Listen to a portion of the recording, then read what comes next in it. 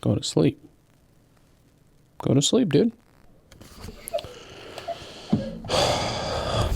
I'm going in.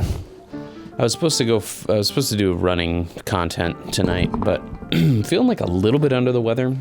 Like that feeling right when you're about to get sick, just really dry sinuses and just general grossness. So I don't know, figuring that it's only 34 degrees outside, I figured tonight was not. Better play it safe by not trying to run for 40 minutes in this with this, in case it does get worse. I'd like to get over it as fast as I possibly can. But something came across my life that was very fascinating to me. Las Vegas Sphere reports $98.4 million loss. CFO quits. I've seen that headline now everywhere, and my question is just, what? In case you're unfamiliar, Las Vegas built a giant sphere right outside of the Strip. Its official title is the MSG Sphere. I think it's major, it's the Madison Square Garden Company, so I guess it's the Madison Square Garden Sphere. But it's a giant dome. It's huge. It's like 18 acres, and it's got a huge LED screen on the outside, huge LED screen on the inside that's like nearly 360, not quite, but it's top to bottom, floor to ceiling, and all around. And then they developed some sort of like proprietary sound system to work within that space, because spheres are like traditionally not very acoustic friendly. I'm isolating each instrument into a beam. The whole project was $2.3 billion to build, and has been all over my news feed on every social media, on the news. I mean, this thing has got to it's just got a gangbusters marketing team, because I've seen it everywhere. I know that the buzz and the interest in it is just phenomenal. And I would imagine that 90% of that is manufactured, just given the price point and the level of investment involved. So there's certainly been a lot of buzz. They opened up with U2.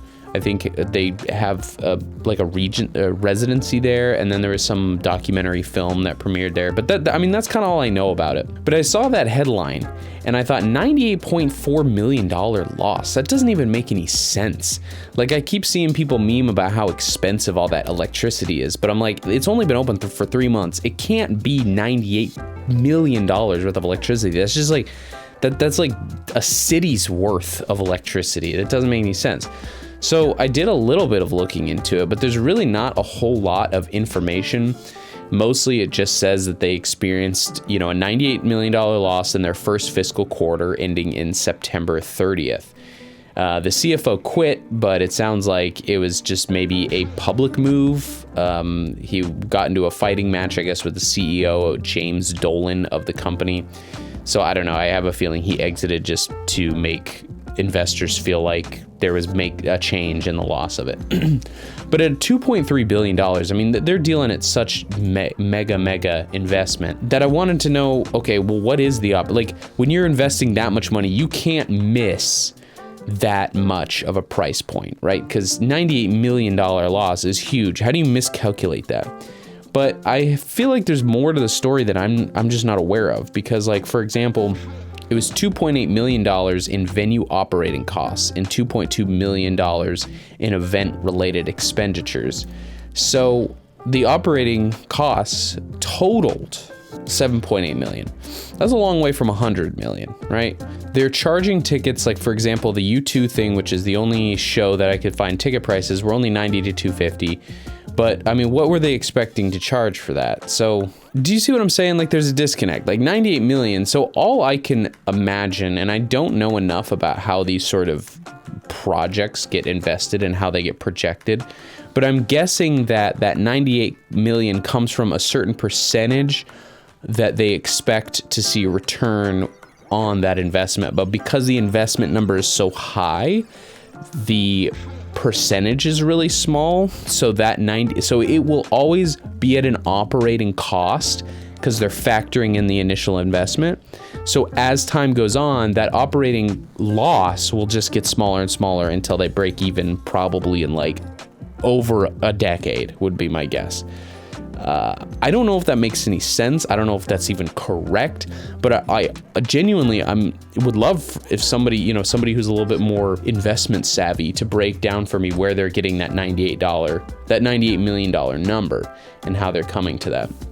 I also found something else that was kind of interesting here in this particular article that I'm looking at. Revenue for the quarter included 4.1 million in event revenue, so that's tickets sold, and then 2.6 million from suite licensing and advertising at the Sphere, on the Sphere Exosphere. So again, they're able to show graphics and video and things like that on the outside, and I guess they're doing advertisements. So they're making 2 points. So that's like a third of their entire revenue comes from the outside screen. Nothing more I just thought that was really interesting and kind of makes sense. I mean, it's definitely a visual eye catcher. I think it's probably done and will do wonders for general tourism in Las Vegas, just because It's so big. you know, I feel like Vegas is always trying to up the ante. I know that they have their success and their at least in the eyes of an American, I mean, gambling is just becoming more popular, sure, but I think it's more moved to a digital space. You know, people can bet online, they can gamble online, there's more and more casinos, legal casinos, I guess. I don't know quite how that works around the country. So I think Vegas has kind of lost their market share, and so they always have to be innovating of how do they stay like this destination of, you know, sin and like wild party night thing. And so this is great addition to the skyline, I think.